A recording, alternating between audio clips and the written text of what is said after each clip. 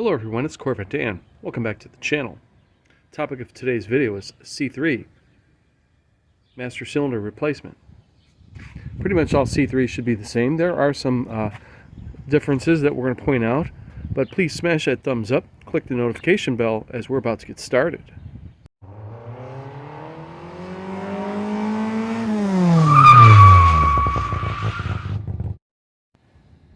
Alright folks, we are going to proceed from the point that you have already bench bled your master cylinder and you've already diagnosed and determined that's the issue. Well, for here, what you're going to do, tools aren't that many you should have in your box, but we'll point out.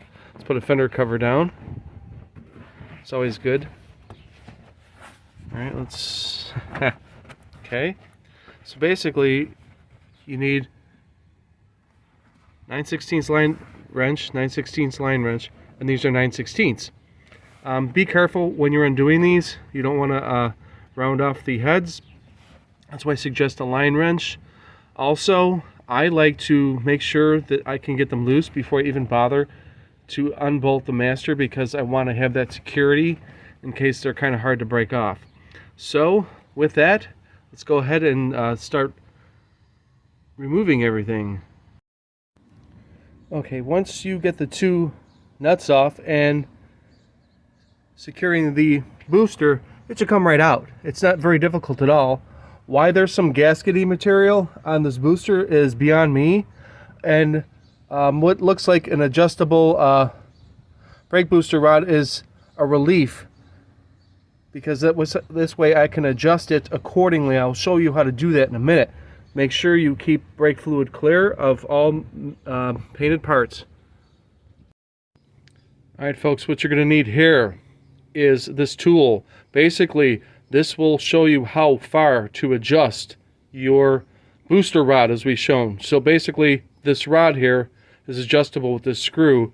You're going to insert it, the short side, see it pointing towards the master. I've already done it, but I just want to show you that you want to make sure that it touches, right? And on the other side, what you need is a gap of between 20 and 60 thousandths. I've heard 20, I've heard 60, I'm probably going to go like 30. Anyway, if you put too much, then if it's too far apart, you're going to have a little bit of excessive pedal travel. If you have too little, your brakes might drag, so keep that in mind. You may have an ideal number. You may see something on the internet, but generally I've heard between 20 and 60 thousandths. I think I'm going with 30.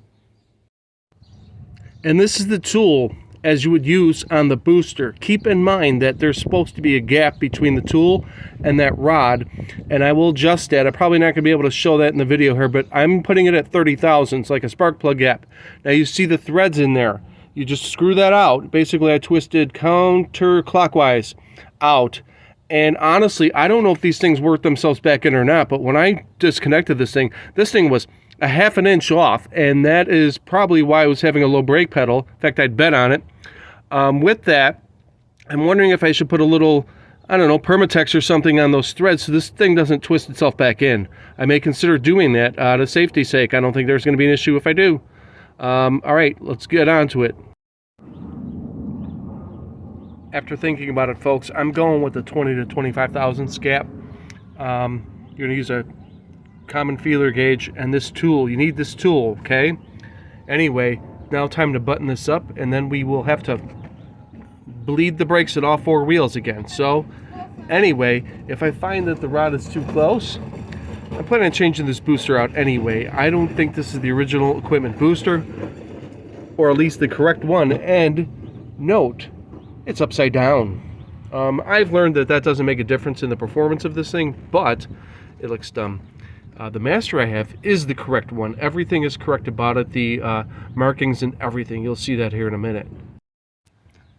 Alright folks, right now we're at the stage where we just need to secure the fittings.